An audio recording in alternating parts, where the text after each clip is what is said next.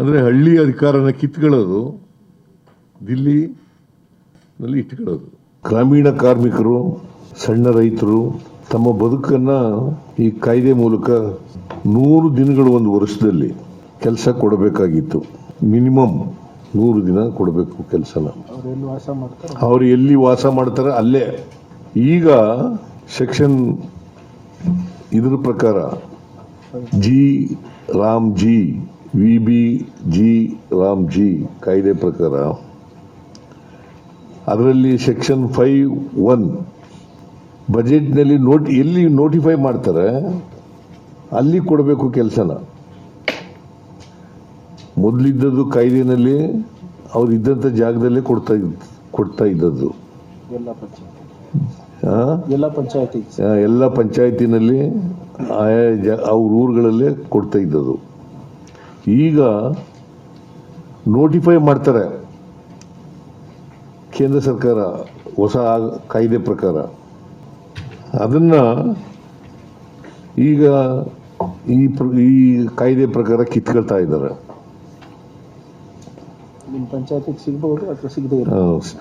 ಈ ಪಂಚಾಯತಿಗೆ ಆ ಪಂಚಾಯತಿಗೆ ಸಿಗ್ಬೋದು ಅಥವಾ ಅವ್ರ ಊರಿನಲ್ಲೇ ಸಿಗದೇ ಇರ್ಬೋದು. ಎಲ್ಲಿ ನೋಟಿಫೈ ಮಾಡ್ತಾರೆ ಅಲ್ಲಿ ಹೋಗಿ ಮಾಡಬೇಕಾಗುತ್ತೆ. ಬಜೆಟ್ ಫಿಕ್ಸ್ ಮಾಡ್ತಾರೆ. ಆಮೇಲೆ ಭಾರತದ ಪ್ರತಿ ಗ್ರಾಮನೂ ಕೂಡ ಈ ಯೋಜನೆ ಲಾಭ ಪಡಿಬಹುದಾಗಿತ್ತು.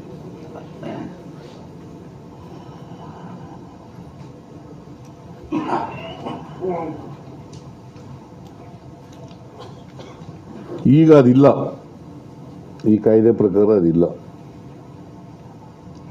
ಅವ್ರು ಸೂಚಿಸಿದಂಥ ಜಾಗದಲ್ಲಿ ಮಾತ್ರ ಹೋಗಿ ಮಾಡ್ಬೇಕು ಕೆಲಸನ. ಇಂಥ ಕಡೆ ಮಾಡಿ ಅಂತ ಹೇಳ್ತಾರೆ, ಅಲ್ಲಿ ನೋಟಿಫೈ ಮಾಡ್ತಾರೆ, ಅಲ್ಲಿ ಹೋಗಿ ಮಾಡಬೇಕು.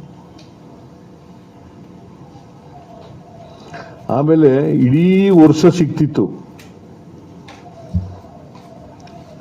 ಅವ್ರಿಗೆ ಕೆಲಸ ಇಲ್ಲಿದಾಗ ಕೆಲಸ ಕೊಡಬೇಕು ಅನ್ನತಕ್ಕಂಥದ್ದು ಉದ್ದೇಶ. ಈಗೇನ್ ಮಾಡಿದ್ದಾರೆ ಅಂತಂದ್ರೆ, ಕೃಷಿ ಚಟುವಟಿಕೆ ಇರ್ತಕ್ಕಂಥ ಸಂದರ್ಭದಲ್ಲಿ 60 ದಿನ ಮಾಡಾಗಿಲ್ಲ. ನಿಷೇಧ ಮಾಡಿಬಿಟ್ಟಿದ್ದಾರೆ. 60 ದಿನ ಅವ್ರಿಗೆ ಕೆಲಸ ಇಲ್ಲ. ಕೂಲಿ ಕಾರ್ಮಿಕರಿಗೆ, ಮಹಿಳೆಯರಿಗೆ, ಸಣ್ಣ ರೈತರಿಗೆ 60 ದಿನ ಎಲ್ಲ ಕೆಲಸ ಮಾಡಾಗಿಲ್ಲ.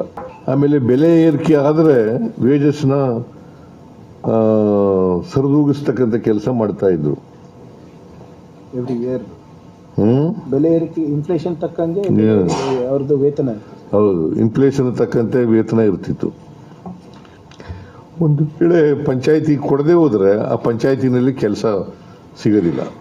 ನೋಟಿಫೈ ಮಾಡಿ ಪಂಚಾಯತಿಗೆ ಇಲ್ಲ ಅಂತಂದ್ರೆ ಆ ಪಂಚಾಯತಿನಲ್ಲಿ ಕೆಲಸನೇ ಇಲ್ಲ. ಇಂದಿನ ನರೇಗಾ ಕಾಯ್ದೆನಲ್ಲಿ ಕೇಂದ್ರ ಸರ್ಕಾರನೇ ಪೂರ್ಣ ಕೊಡ್ತಿತ್ತು, ನೇರ ಅವ್ರ ಅಕೌಂಟಿಗೆ ಹೋಯ್ತಾ ಇತ್ತು. ಮತ್ತೆ ಕೇಂದ್ರ ಸರ್ಕಾರನೇ ಪೂರ 100%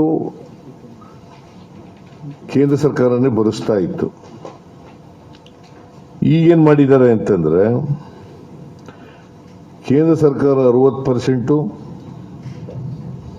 ರಾಜ್ಯ ಸರ್ಕಾರ 40% ಕೊಡಬೇಕು ಅಂತ ಮಾಡಿಬಿಟ್ಟಿದ್ದಾರೆ. It is as good as ಸ್ಪೆನ್ಸ್ಟಲಿ ಸ್ಪಾನ್ಸರ್ಡ್ ಸ್ಕೀಮ್ ತರ. ಆರ್ಡಿನರಿ ವೇನಲ್ಲಿ ರೈಟು ಇಲ್ಲ, ಅವ್ರ ಜಾಗದಲ್ಲೂ ಕೊಡೋಗಿಲ್ಲ, ಅವ್ರು ಕೇಳಿದಾಗಿ ಕೆಲಸ ಕೊಡಬೇಕು ಅದು ಇಲ್ಲ. ಮೂರನೇದು ರಾಜ್ಯಗಳ ಮೇಲೆ ಹೊರೆ ಹೊರಿಸ್ತಕ್ಕಂಥ ಕೆಲಸ ಮಾಡಿದ್ದಾರೆ. ವೇಜಸ್ ಈಗ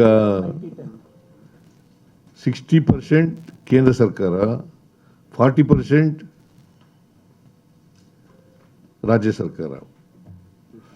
ಅದು ಜೊತೆಗೆ it is against the constitution. ಇದು ಕಾನೂನು ಪ್ರಕಾರವಾಗಿ ಆರ್ಟಿಕಲ್ 258, 280 73ನೇ ತಿದ್ದುಪಡಿ ಪ್ರಕಾರ ಸಂವಿಧಾನಕ್ಕೆ 73, 74 ತಿದ್ದುಪಡಿ ಆಯ್ತಲ್ಲ, ಆಗ 73ನೇ ತಿದ್ದುಪಡಿ ಪ್ರಕಾರ ಗ್ರಾಮ ಸಭೆಗೆ ಮತ್ತು ಗ್ರಾಮ ಪಂಚಾಯತಿಗಳಿಗೆ ಇದ್ದ ಅಧಿಕಾರಗಳನ್ನು ಈಗ ಕೇಂದ್ರ ಸರ್ಕಾರ ಕಿತ್ಕೊಂಡ್ಬಿಟ್ಟಿದೆ. ಇದು it is against the decentralisation, it is against the federalism, it is against the constitution. Manusmriti ಏನು ಹೇಳ್ತದೆ ಅಂತಂದ್ರೆ, ಮಹಿಳೆಯರಿಗೆ, ದಲಿತರಿಗೆ, ಶೂದ್ರರ ಕೈಯಲ್ಲಿ ಹಣ ಇರಬಾರದು, ಯಾಕಂದ್ರೆ ಅವರು ಸೇವಕರಾಗೇ ಇರಬೇಕು. ಮನುಸ್ಮೃತಿ ಏನು ಹೇಳ್ತದೆ ಅಂತಂದ್ರೆ, ನಿಮಗೆಲ್ಲ ಗೊತ್ತಿದೆ ಅಂತ ಅನ್ಕೊಂಡಿದ್ದೀನಿ ನಾನು, ಮಹಿಳೆಯರಿಗೆ, ದಲಿತರಿಗೆ, ಶೂದ್ರರಿಗೆ ಅವ್ರ ಕೈಯಲ್ಲಿ ಹಣ ಇರಬಾರದು, ಸ್ವಾಭಿಮಾನದಿಂದ ಬದುಕಬಾರದು. ಅವರು ಸಂಪೂರ್ಣ ಸೇವಕರಾಗಿರಬೇಕು. ಈ ಮನುಸ್ಮೃತಿಯಿಂದ ಪ್ರೇರಣೆ ಪಡೆದಿರೋರು ಯಾರು?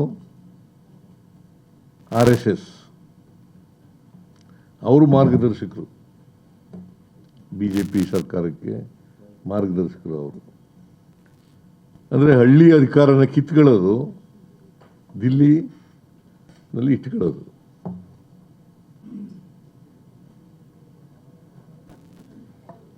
ಹಳ್ಳಿ ಅಧಿಕಾರನ ದಿಲ್ಲಿ ಅಧಿಕಾರ ಕಿತ್ಕೊಂಡಿದೆ.